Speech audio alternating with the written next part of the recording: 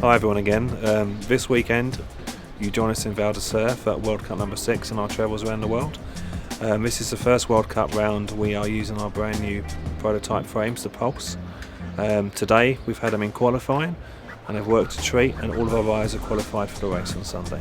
What we're going to do now is just run a few little features of the new frame for the ones who might not be able to see in the pictures. There's a lot of press have been interested in it this race, so we'll run through some of the new stuff and give you an idea of what we've done. One of the first things you'll notice on the back end is we have what's called a chip system. Some of you might have noticed from last year that a couple of the riders had a slightly shorter back end. And it's only riders ask for short or long back end depending on the type of course and how technical and twisty. And as good as that is, from a mechanics point of view, when we've got to change back ends, it takes us a while to do all the bearings and all the linkage and stuff. So what we've done is a chip system. Basically, the chip system allows us to vary the back end by 10 mil by flipping it from right to left hand. Because the axle is not in the centre, it's towards either the right or left, it allows the wheel to move back and forth. Gives us a long or short back end depending on the course, but makes it very easy, and something that would be very easy for the consumer to do when they do become available as well. Another key feature of this system for the moving the chip is allowing the brake to move with the chip. If you just have a chip that's movable, the brake itself can't move and it will never work efficiently.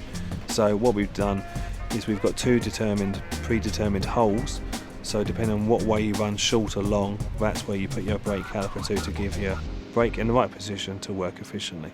So as some of you would have noticed on the photographs, the bike is very different in the tubing. It's one of the main things we've done with the bike this year, is we've changed the tubing. Last year's model, nothing wrong with it, but it was just designed and made using the standard tubing.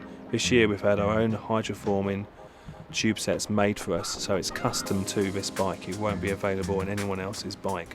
And what it does, it allows us to make a bike a bit lighter, and it evolves the bike into a nicer looking bike. The first generation of Nukeproof downhill bike was a great bike. It worked, it did the job it was intended to do. This is an evolution of that design, and it allows it to be lighter, to be stiffer, to look a lot faster. And the only way we could do this was to have our own custom tubing done, so no one else was using the same tubing. What it's allowed us to do, and if you look at the frame closely, you'll see that the shock mount at the front now is actually mounted slightly into a down tube. We could never do that last year. With the custom tube we've had this year, we've been able to spec that. And we've had to do that in a sense because of having the adjustable back end. We've needed to move the linkage slightly forward to accommodate the adjustable back end, so there's no tyre rub off the frame, there's good clearance and stuff. But what it's allowed us to do is to make it a bit stiffer around that junction as well. And it looks good, basically. Another piece of the frame you'll notice, so a lot of people might go, oh, that looks a bit strange and a bit different. It's a sort of cowling, almost like snake's head, which sits behind the linkage. It does look a little bit different from what you'd normally expect, but what it does do is protect the linkage and the rear of the shock from getting covered in the mud and the grime, which can cause the bearings to wear out prematurely and stuff. So it's a design feature, and we've got it there to stiffen that whole area, but it also allows us to keep the weight down. But it also its benefit, it covers the linkage as well. And on the linkage, we've not changed any of the pivot points at all. The design and the pivot points worked for the boys last year, so we've left it exactly the same. What has changed is the way the linkage is bolted together. We've made it a lot easier for consumers to deal with. It's a lot stiffer.